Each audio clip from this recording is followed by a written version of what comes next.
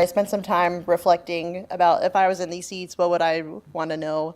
And also, it also made me think about that I've been out of school for 7 years already, and 7 years has gone by extremely quickly. In that time, I've had a few different job experiences, worked in a couple of different industries. They've all taught me some very different things. I've met a lot of interesting and smart people that I've wanted to role model myself after.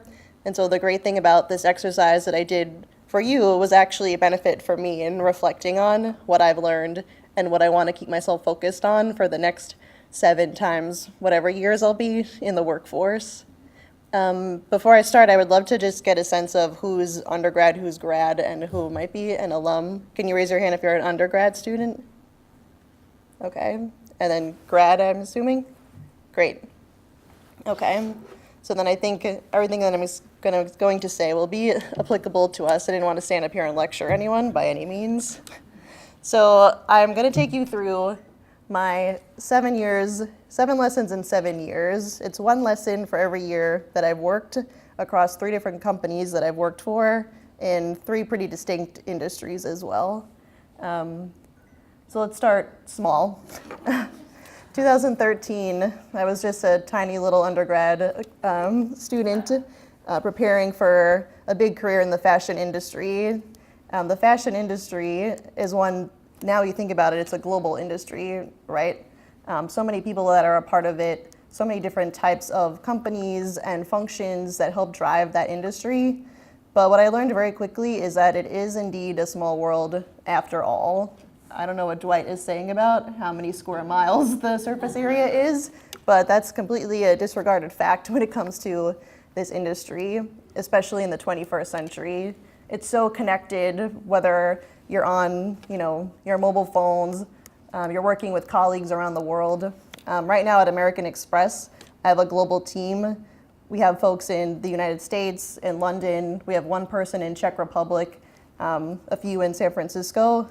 It's important to think about like all these different people and how do they all come to the same place? Like what's bringing you together? And in 2013, when I was at Macy's, what brought everyone together was their passion for the industry. I worked in juniors clothing, which was a great place for me to be at 22, being able to fit into all the samples that I was buying for the business. But what I learned very quickly amongst like the vendor community, the folks that worked at Macy's, everyone sticks around, and you learn that in your networking around LIM too. You never know who you're going to meet at some other point in time, right? So you need to maintain those relationships that you have, keep them warm. Allie and I were actually just talking, and she was like, "Oh, you're still at Amex, right?" I was like, "Yeah." She's like, "My sister might be rooming in with this girl. She works at Amex. Maybe you happen to know her." I was like, "I don't know. It's 55,000 people. I might know them. What's her name?" And so she texted her sister, and it's Emily McHale, who is one of the analysts on my team. What are the odds, right? You never know who you're going to meet. You never know who they're going to know. And so the point of me saying this is that it's important to think about how you present yourself in any situation that you're in, right? What are the traits? What's the brand that you want to portray to the world, to the people that you meet? And so think about some of those qualities that you want people to walk away thinking about when they meet you. For me, I want them to think about, Alexis is very engaging. When you talk, she listens, and she's actively listening. She's not waiting for you to stop what you're saying so that she could say something. And that's what I've tried to always be mindful of when I was starting at Macy's. My dad had taught me about that when, he was getting me prepared for the real working world, having been at his company for 30 years. There were lessons that he learned, and that was one. Listening is so important. Especially in a world that's like always on, it's important to stop and think, listen, and learn. So that's my word of advice number 1. Remember everyone you meet, think about what you want to portray to the world. Number 2, never let them see you sweat. I can thank Nellie for this one. 2014 was a bit of a pivotal time in my career. You can see, maybe you can or cannot, there are 2 logos up on the screen. One is Macy's, one is Madison Square Garden. 2014 I went through, I think, 3 different buyers at Macy's at a point that was very important for sales in the time of year. It was Q3 getting into Q4. Everyone in this room knows how important Q4 is to retail, right? It's make or break for your business. At the time, I was freshly promoted to an assistant buyer. I had gone through 3 different leaders who had 3 different ways of running their business, and then all of a sudden they were gone. And they're like, well, we have a pretty big holiday to comp from last year, so let us know if you need anything. This was my vice president. She's like, you have 2 assistants to help you, and my office is just down the hall. I was like, okay, great. Let's see what we can do here. This is where I really wanted to cry, but I did not. And that's the importance of this here. Never let them see you sweat. You should don't back down from a challenge because it sounds too big. At the time, I was a bit intimidated by my age and experience as well.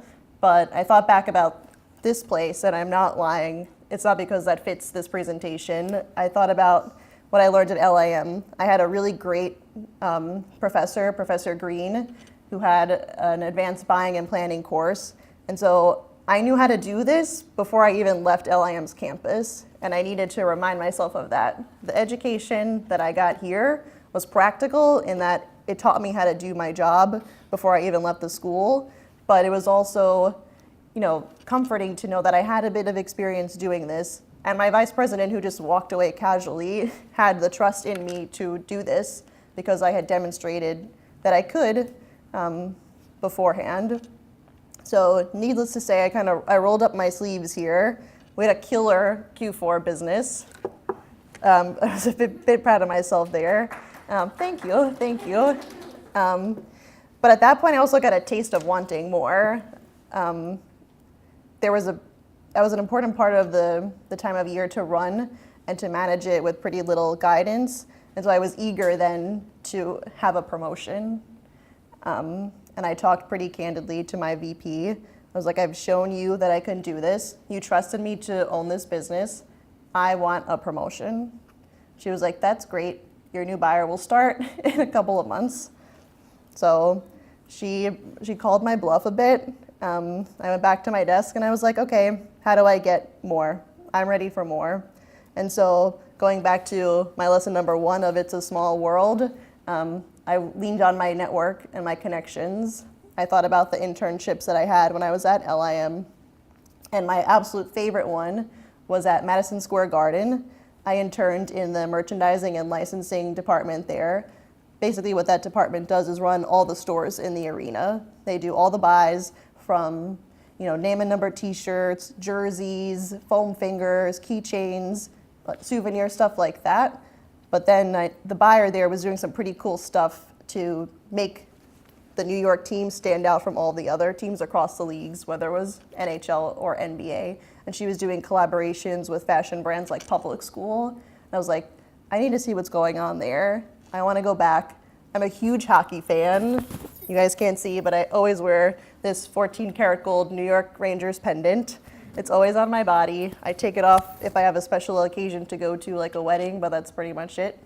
So I called up MSG, and sometimes the timing is just right, but then the timing was right, and there was an open buyer position there, and it was for the New York Knicks. I told you I'm a hockey fan. I know nothing about basketball. But it was an interesting challenge. The buyer knew me. She gave me the chance to intern with her 2 times, and so she then gave me the chance to work for her. And she was like, you will be running the business, top to bottom, 3 teams. It was the Knicks, it was the WNBA, which is the women's basketball team, and then their D-League team, who played up in Westchester, first year, inaugural year, no pressure. So I was very excited for the move, and I wound up going over to MSG. I stayed there for a season, and I'll tell you why. Nope, let's go back one more. Spoiler alert. I kind of bit off a little bit more than I could chew. Running a business top to bottom, where you have a physical store environment, you have sales associate staff who are looking to you for guidance, you you have the operations team, warehouse team, marketing team, players who were getting arrested that I couldn't have merchandise on the floor. It was a lot going on. And so maybe my vice president at Macy's was right. I should have waited a little bit. When it came to never letting them see me sweat here, I did sweat. And sometimes that's important to remember too. You need to be realistic with yourself and what you can do. I think it's great to like have goals and have something that you want to do and like be confident in yourself, but then also you need to step back and think about, I'm 2 years out of school at this point. I did not know everything, and I should have really been more mindful of that. And that was a really important lesson that I think about now in my position. I've been at Amex for a little over 3 years. I think about that as opportunities come up, and I'm like, am I ready? What do I need? How much more time? So the lesson here is 1, to be brave, but then 2, to be like realistic too in what you're ready to take on so that you're successful. So MSG didn't work out so well. When it came to finding something else, I leaned on a personal network, and this was my dad. My dad's worked at American Express for 31 years.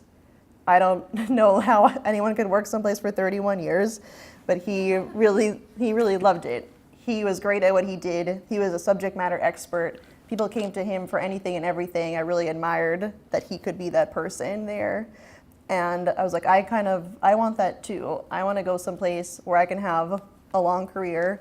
I can become an expert in something and use the skills that I've gained over the last couple of years in a very demanding industry, one in retail and one in sports and entertainment, and put myself to the test. A lot of people asked me, do you really think you can go into financial services? Didn't you go to a fashion school? I was like channeling my inner Elle Woods. I was like, well, is it hard? Like, I have a fashion degree? No, I have a business degree, and that's something that I try to tell students all the time. You go to LIM, and it's a great environment in that you learn a very specific skill to a degree, whether you're in merchandising or marketing. You learn how to be a success in this industry, but you can move around, and you should never limit yourself to working in fashion. If you want to do it now, that's great, but don't be nervous that if you change your mind, you're gonna have to go back to school, because you don't. LIM set me up so perfectly. I couldn't ask for a better education here. The education was diverse. I learned what I was good at, what I was not. I learned that. I was pretty comfortable in numbers, actually, and that was the part of my buying jobs that I enjoyed the most. It was less about going to market and picking out what I thought were, the cool items for the season. It was more about planning how many dresses we could have in the store versus what kind of dresses we could have in the store. So I knew that my comfort in numbers was something that I should lean on, and that was a transferable skill that I think about all the time, and how I was able to move from a pretty different industry and different job function into a totally different one in financial services. And Amex is actually a bank, but it's a marketing company too. And so it was intimidating maybe a little bit at the time, but the transition was actually pretty natural when I think back on it. And so that's something I want you guys to keep in mind as you're evaluating opportunities for yourself. Maybe think a little bit outside the box of what the skills and degree that you have can help you achieve, because I hate to be like corny, but it can be pretty limitless, and you can move around the world if you wanted to also. Keep that in mind. Channel your inner Elle Woods. So going into 2016, Will Ferrell's Want to Go Fast. This one I learned maybe a little bit earlier on, but it was something that I became a bit more mindful of as I made my way through my first year at Amex, and it was go slow to go fast. And my sister asked me, well, I don't know what you mean about this one. So I told her, like I told you guys a little bit before, it's about being thoughtful in the way that you set a plan for yourself. Me jumping from Macy's to MSG was a bit impulsive, and it didn't set me up for failure, but it set me up for unhappiness. And that's something that I didn't want to experience again.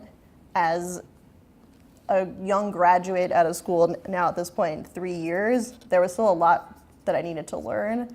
And there were also points where I just wanted a mentor and a leader, someone who had experience in the field, someone who could like take me under their wings and teach me like, this is how you move ahead. These are the things that you should learn. These are the skills to build in yourself.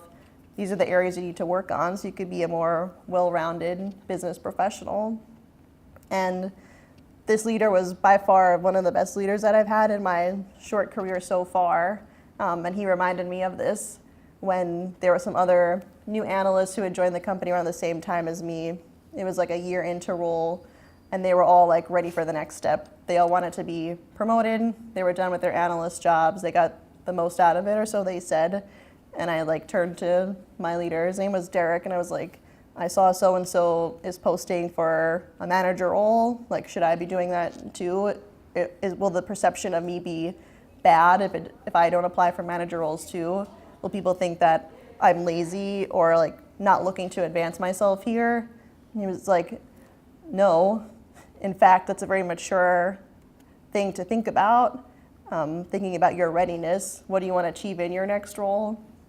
And so I kept that in mind as I thought about moving up in that organization. Amex has pretty different lines of business in our huge global company. And so as opportunities in our team opened up, that could have been a natural promotion up the chain. I thought about, are these things that I really want to do? They were similar to sales roles. They were called client manager roles. And sales is just not something that I know I would be good at. And so in this year alone, there were roughly 3 opportunities for me to take a promotion. And my dad was like, why aren't you doing that? You could be a manager already. And I was like, it's not the right time for me. And so I held myself back. I spent a few more months in that role, and I really got to learn about then the clients that I worked with. These were huge global companies too, like PayPal, Google, Microsoft, Ticketmaster. These are companies whose products we use every day, or Ticketmaster I would love to use every day, but it's a little pricey. But still, I got to learn more from those guys too, and broaden my network, keep it warmer, make those connections that I have more meaningful. So I stayed in role, I networked around the company. Amex has a very unique culture that also took me some time to get used to. We have a coffee chat culture. And so what I learned quickly was that in addition to doing your everyday job functions, like you should carve out some time in your week to go have coffee chats with people. And I was like, what do you mean? I just asked someone if they want to have a coffee and like go talk. Yes. Yes. You should be a bit more thoughtful in what you want to talk about, but essentially that's what it is. Set up some time with folks in departments that maybe are interesting to you, people that you might have worked with on a project. Amex is a very matrixed organization, so no one owns anything start to finish. In order to bring it to market, you need to work with half a dozen, maybe a dozen teams to finally realize it. And so throughout all those steps, you meet a lot of interesting people with a lot of different backgrounds, who have different work experiences, who grew up in different places from you, who can teach you or help like enlighten you about some of the things you might have thought about yourself. And so I met this girl, her name is Emily, another Emily. We became really close friends. We worked on a pitch to Google about using pay with points as one of our assets. And through that, she remembered me, the diligence that I brought to that project, the interest that I had in the program. And when an opportunity on her team opened up, she reached out. She was like, Alexis, I think you actually be really awesome in this role. And so I thought about it. Now is maybe the right time to move ahead. And so I did. You are the CEO of your own career. This is something that I think our former president actually used to say, in that you are the person who is solely responsible for driving your career. It's not the leader that you have in place. It's not your parents, the folks in your network. It's up for you to know what you want to do and what you don't want to do and when you want to do it. And it's about having the sense of self-awareness, the maturity to know what are the areas that you need to still develop, what are the things that you're good at and that you want other people to know about, what are the things that you want to achieve at the end of your career and maybe put on a page like this. And so being the CEO of your career is something that I try to remember, especially as other people bring you opportunities. If you're a good talent, people will try to recruit you and they'll bring you all sorts of opportunities, and it's up to you to know, hey, this might make me earn a lot more money than I'm currently doing, but is that really an area that you want to get into? Maybe not. Is this going to require me to move and pick up my life? Maybe you'll find that exciting and want to do that, but it's up to you at the end of the day what you want to do. You're the CEO of your own career.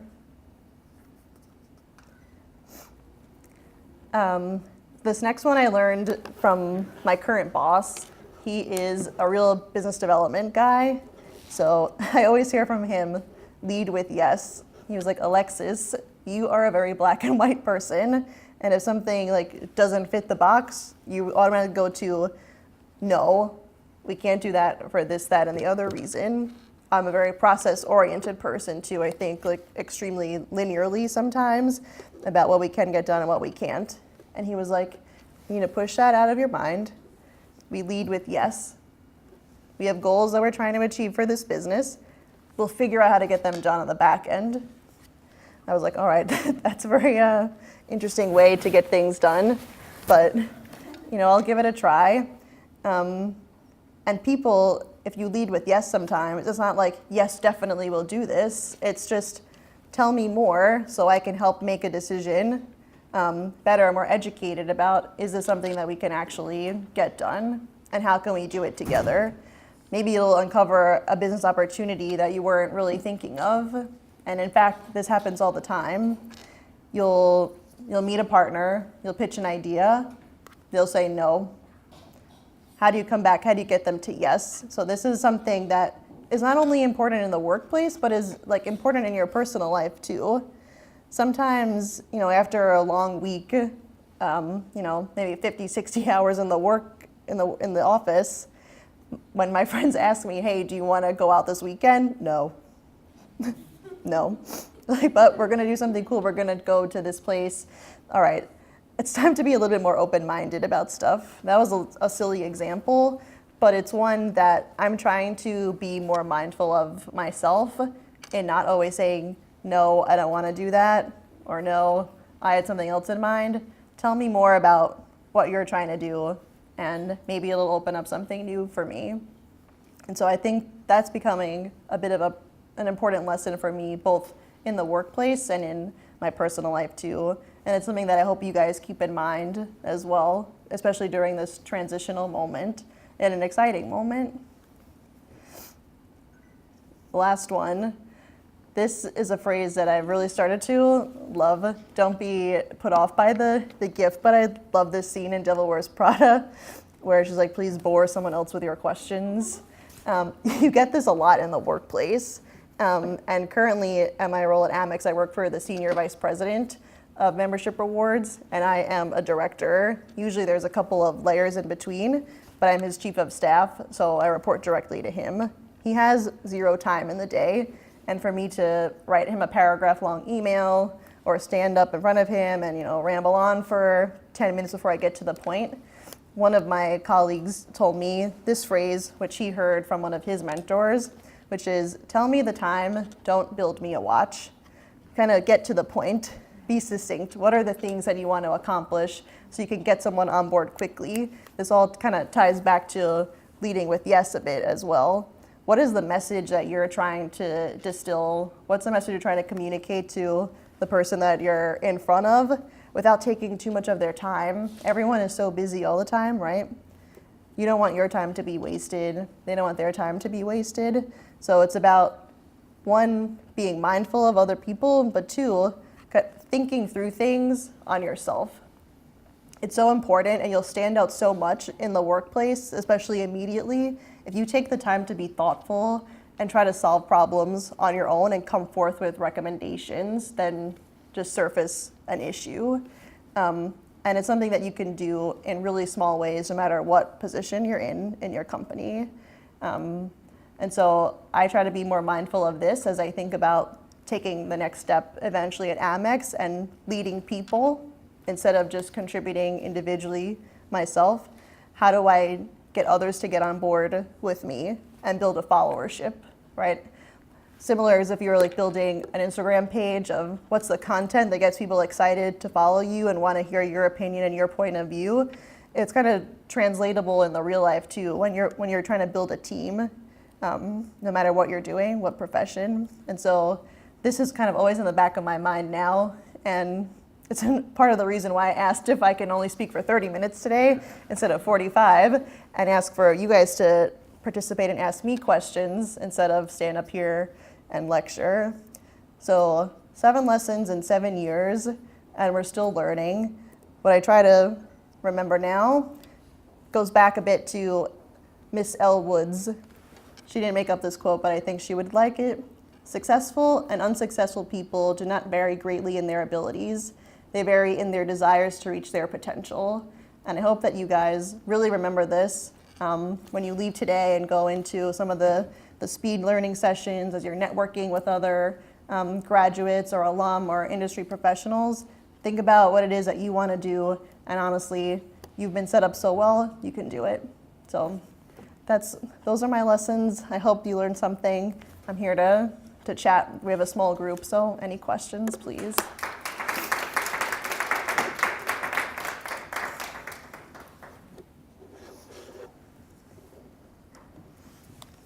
I realize I also didn't tell you a single thing about what I do, so if you're interested in asking questions about what was it like going through Macy's, the experience at Madison Square Garden, Amex, the whole 9 yards, I'm totally open to that. I wanted to learn more about your experience at Amex now in comparison to when you were working in the fashion industry. Yep. That's a good question.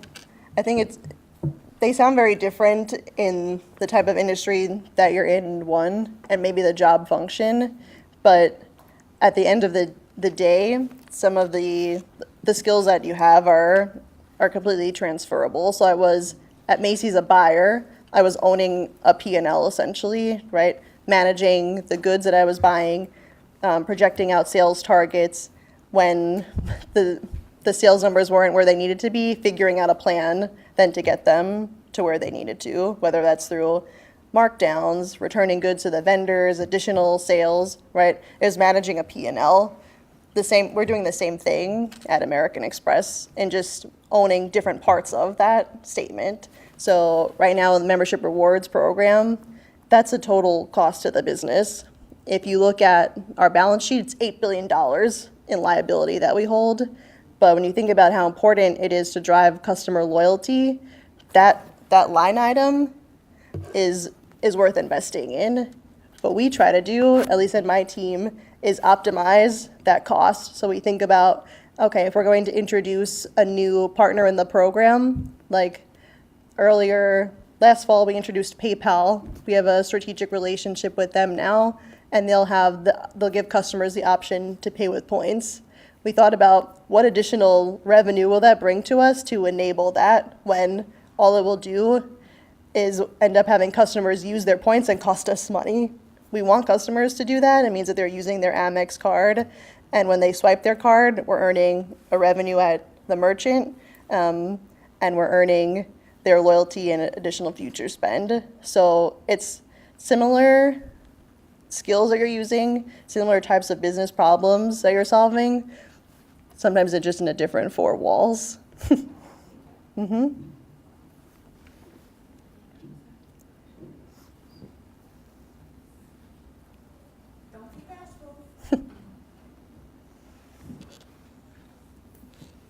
Hi. Hi. Really nice speech. I'm like overwhelmed. It's really Oh, nice. thank you. My name is Summer. I'm studying fashion marketing.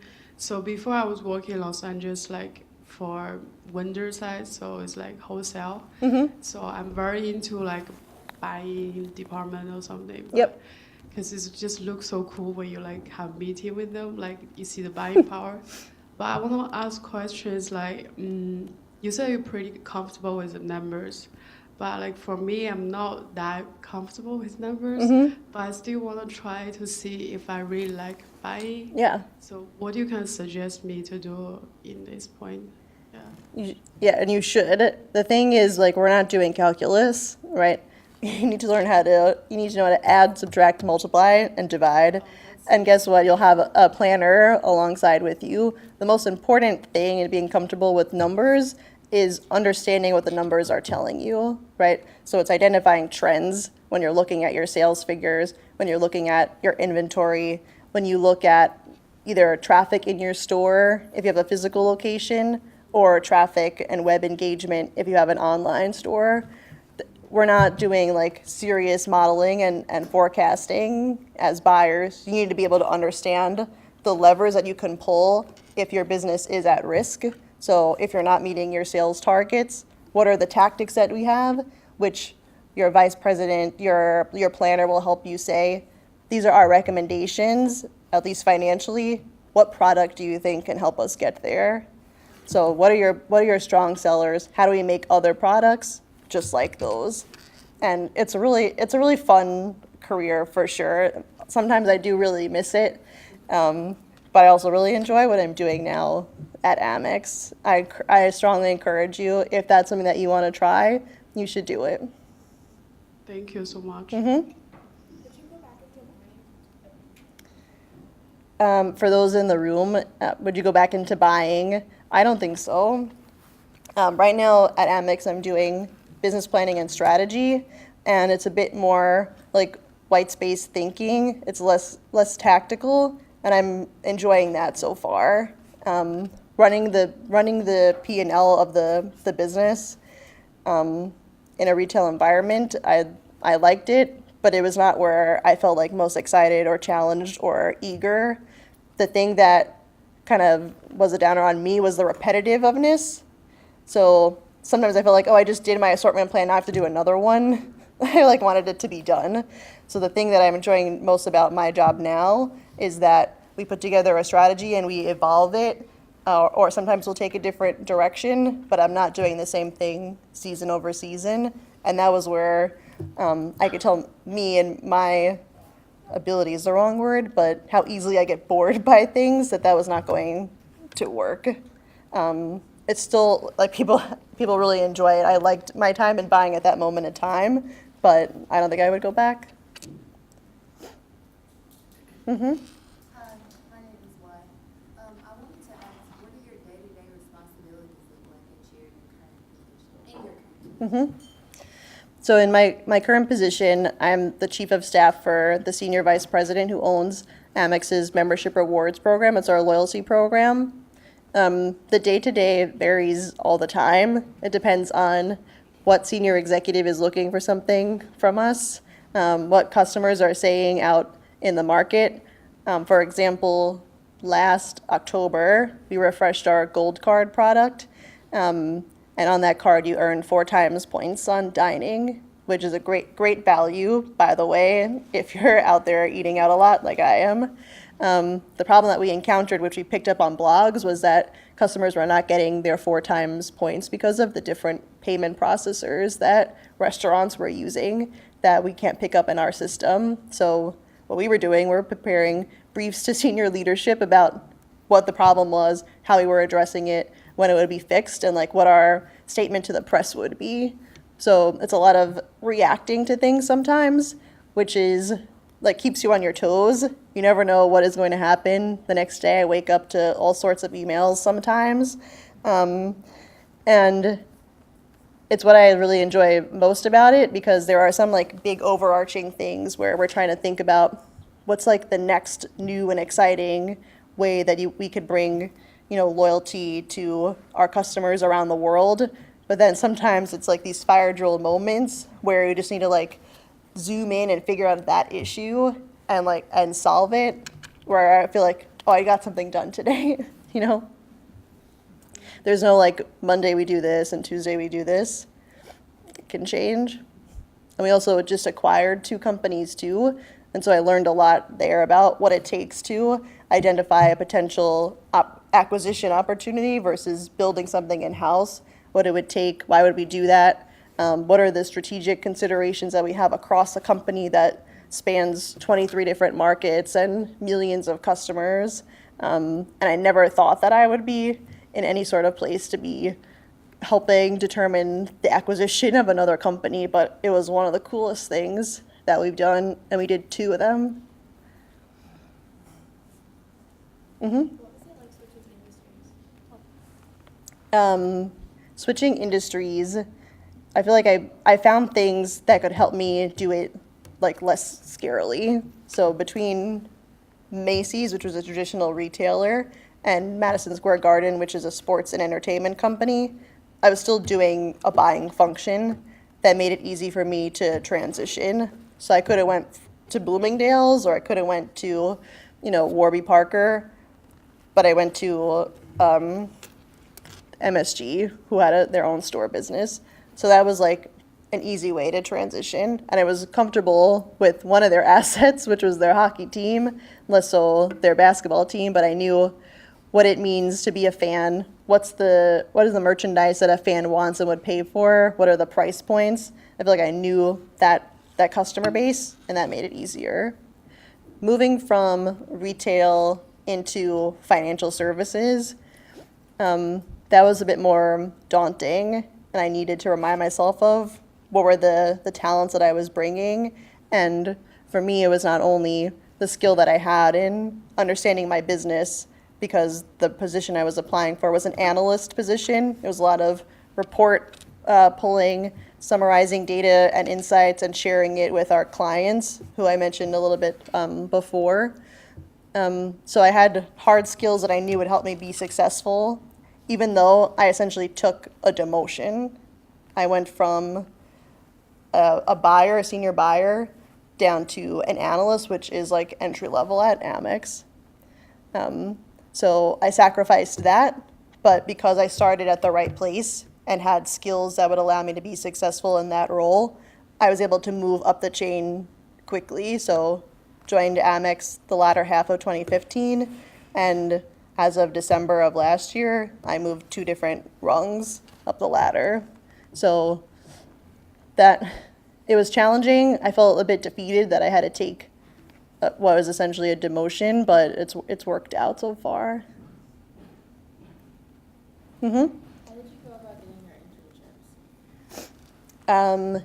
Internships, I leveraged a lot of the events that LIM put on. We had like career fairs at the time, which is where I got my first job, and then my first internship too. It was with Diesel, which was a really cool experience. They put me through a group interview, and I was never had one of those before.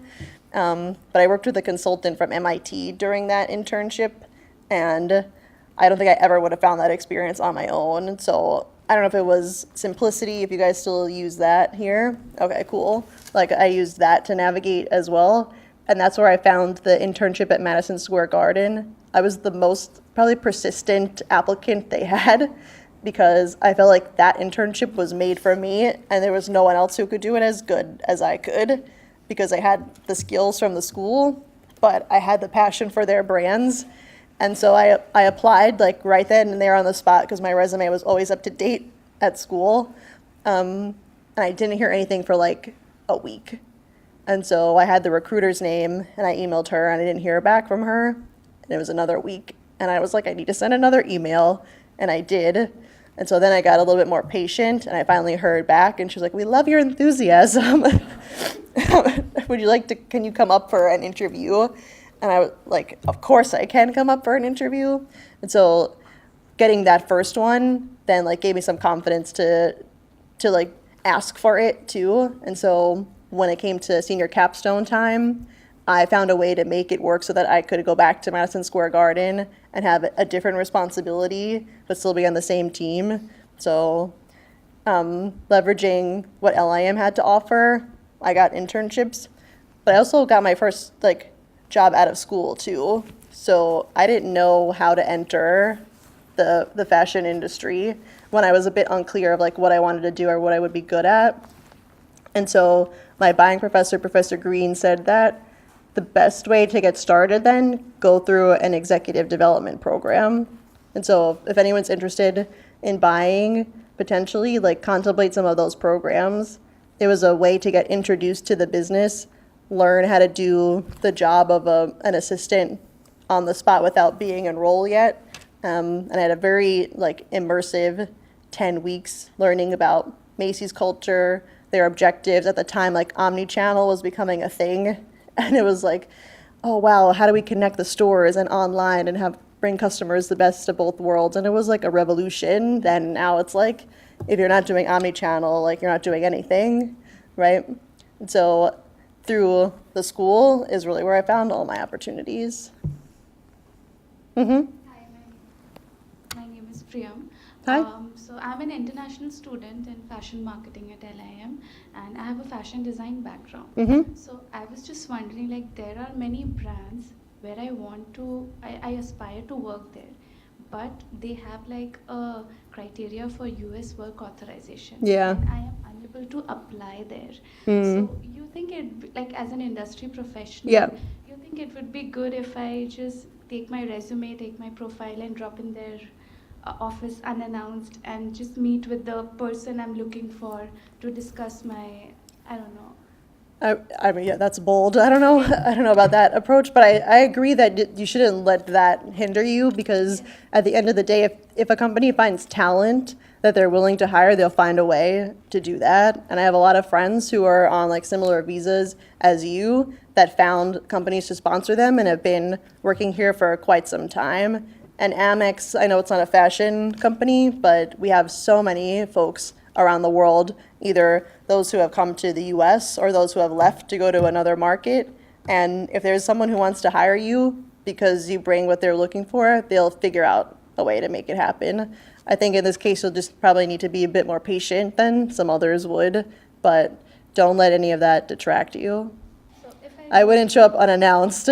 That's a bit much, but Yeah, I mean, I should just draft, like send an email, Mhm. and if I don't get any reply in like week, 2 weeks, can I just, like, would it be offensive? I don't know.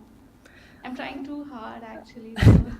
yeah, it's important to be like patient around this time of like transition in your life too, because the last thing you want to do is make something like force something to work when it's not meant to be. I'm not like spiritual in any way, but that's something that I think about. Like if you have to try too hard, then there's something not working here too. Don't force it, but be vocal in what you want and be upfront about your situation too. Okay, Mhm. thank you. Mm-hmm. Yep. Besides like the opportunities that you got, do you feel a little disappointed that you went to fashion school just to go into the business industry?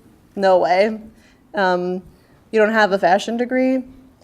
If you have a fashion merchandising degree even, or a visual merchandising degree, your bachelor's is actually in business administration. And so you can move around. The friends that I made here are another important reason why I would never like choose to go to a different school, or like if I had to do this all over again, I would go somewhere else. I would not do that.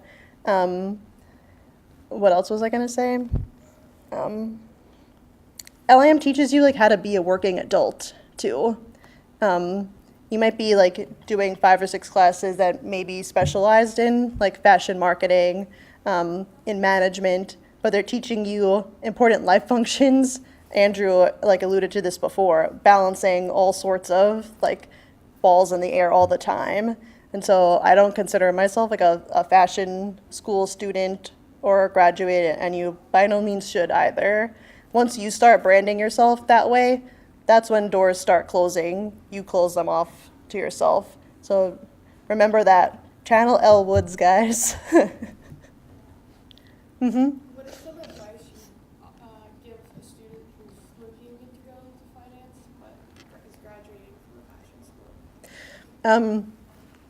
On your resume, you should talk about the things that you accomplished. So less about like how you did a job at a retailer. It's what are the things that you were able to do. And so if I think about what's on my resume even right now, right? My time at Macy's, it was managing relationships. So I had nearly 45 vendors that I was working with, to American Express, that means that you have relationship management skills. You can talk to people, which is an important part like of any job. You probably can professionally conduct yourself, prioritize your time when you have 45 different people that are trying to get in touch with you. So that's like one thing. Another thing, no one knows what an open to buy is outside of like those who work in retail. But all that means is that I know how to manage a P&L, a profit and loss statement, and I know how to reach my sales goals. That indicates, professional money management. Everyone works in a budget no matter where you go to work, right?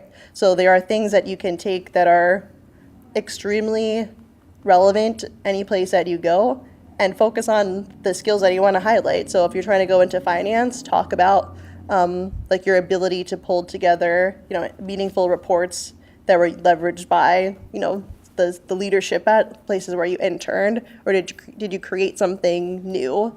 I focus a lot about that too in moving over to Amex. All of the net new reports that I pulled together and automated them. So you show some skill, your ability to think through and anticipate needs. Things like that are what you can highlight, and it'll be appreciated. Hi, this is Peg. Hi. I'm actually an alumni. I have a question. So for you, this might be a personality thing, but when you at the Madison Square Garden, Yep. and then you found out that it wasn't suitable for you to stay, how do you overcome the frustration and maybe self-doubt for yourself? I don't have that. I feel like if that happened to me, and how do you come to a conclusion that you want to apply to MX, or did you apply to some other job, and then at the time, how do you alter your resume, or you just send the one the fashion resume to apply? Yeah, those are all things that I contemplated, right? In figuring out when it was right to leave and where I should go, I talked to the people that knew me the best, and so those were my parents. I talked to my sister, who is also a grad of the school. She's still in the industry. She works for Tommy Hilfiger. She's been there for 5 years. She talked about too what she always witnessed in me at the time of capstone presentations or moments of intensity where I might just kind of start to spiral mentally. She helped bring me in and be like, okay, what are the things that you're really not happy about? Is it the job, or is it just this moment in time? And in talking to her, I realized, no, it is the job this time. And so we need to figure out something else. And talking to my dad, who had a different experience in other corporate environments, he told me about things that exist elsewhere. Maybe it was a matter of personality and culture mismatch there that didn't work for me. And so you need to think about what are the things that are important to you. For me, leaving MSG was not just the job function, but it was also a really flat organization where people stayed in their jobs for 10 plus years because they were really passionate about what they were doing, and by all means they should.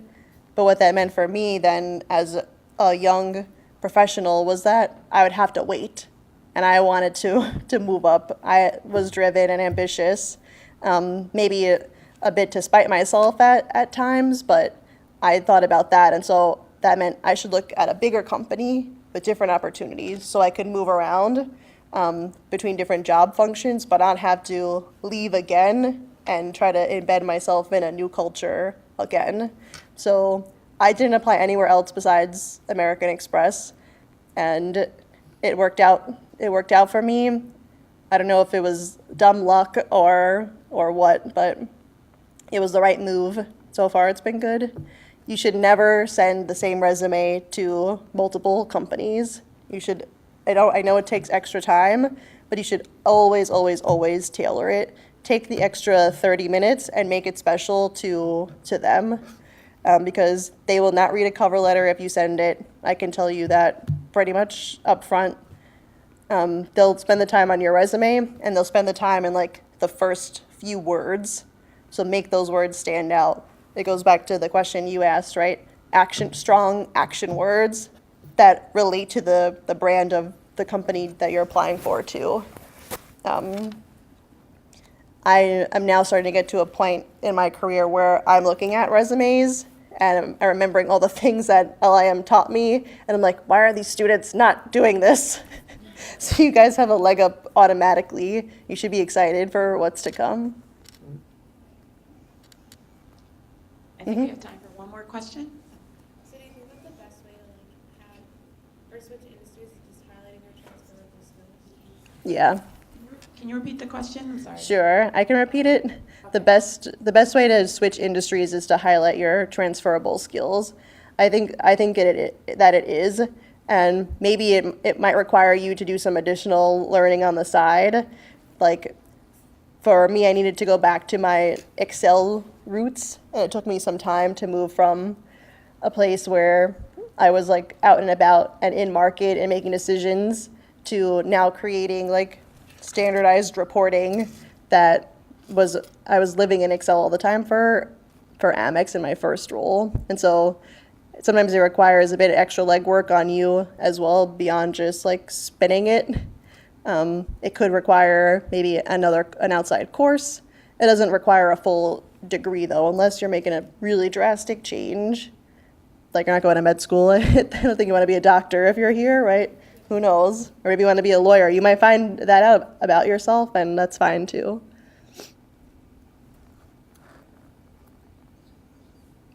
Oh, one more question. Oh, all right.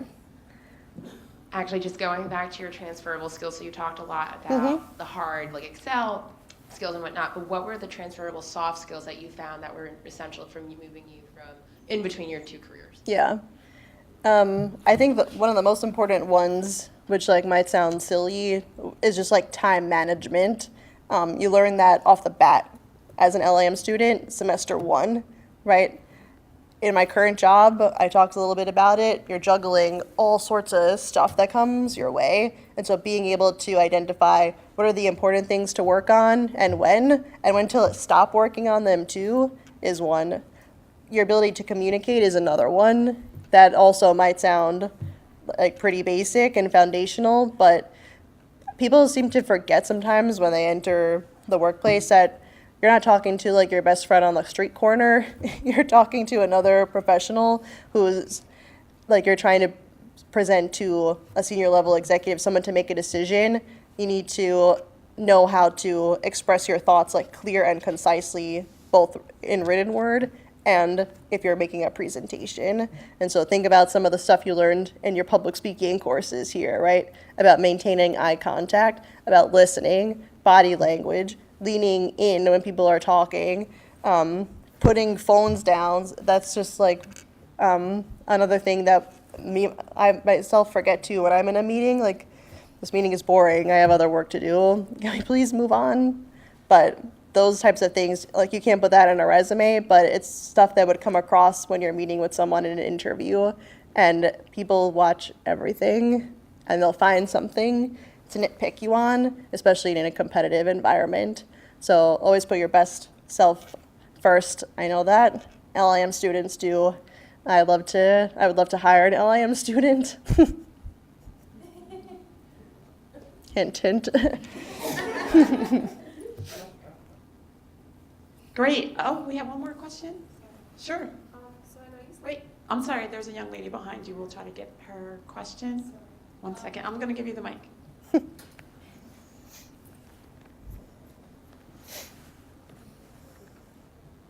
So you said you've been moving up pretty quickly in American Express. Mhm. Did you ask to for a new position, or did they just see your potential and keep? Yeah, for my most recent promotion in December, I didn't think that it was going to happen for another couple of years. Usually the move from a manager to a director will take as much time so that you can get a broad enough base of like functional experience and start to learn how to lead people. So it was a bit of a surprise to me at this point in time to be able to move up one more rung. But the difference maker for me, which is what I like to do all the time, is like have my work speak for itself. And so that's always maintaining a degree of professionalism, whether it's making sure that the things that I say I'm going to do, and I do them in the timelines that I say that I'm going to do. When I send something over in draft form, it's never a draft form. It's like as close to like version final that it can be. because I want my boss to know that I spent the required amount of time thinking about this. How do I want to articulate what we're trying to communicate so that we get an additional investment from our group president. And so drafts, like, I think is one thing that has helped me stand out. Like, my boss knows that if he doesn't have time to look at something, it's in like a finished enough state in which he can be comfortable to take it and show to someone else. In my job especially, it's not only my personal brand that's at stake, it's his, because I'm acting on his behalf. And so it's always being just extremely thoughtful about how we're portraying our ideas and our ourselves as well. And that kind of silence is just as impactful as someone who is walking around saying like how great of a BD guy they are. That gets annoying too. Thank you. You're welcome. All right, at this time, let's give Alexis a warm applause. Thank you guys.